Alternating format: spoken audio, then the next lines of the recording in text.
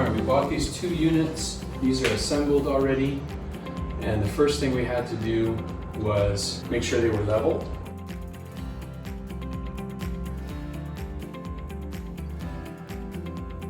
Once this is level, I went ahead and marked these studs, even though we probably can't use most of them, but we know where the studs are, and we can also start to then put our pre-cut plywood here, which are about 15 inches wide. As you can see here, we bought these little brackets. Just came in packs with their tiny little brackets, and you attach a bracket to each side, and then put the brackets into the wall.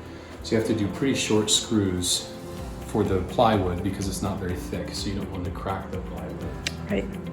We'll get our 6 pieces in, and then we will be able to put this other unit on top of that one and adhere that to the wall. All right. Is it good? Yeah, that's really fast. That's just...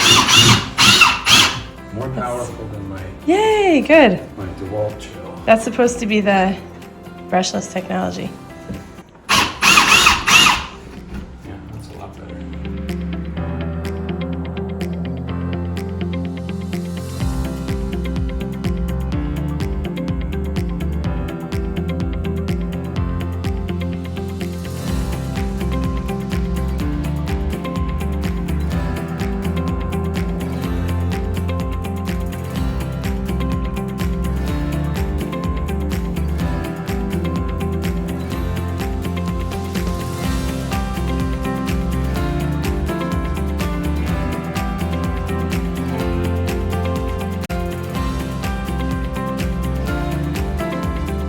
All right, my husband has been at work all day working on this, and it looks so good. So you can see we put the organizers with plywood in between.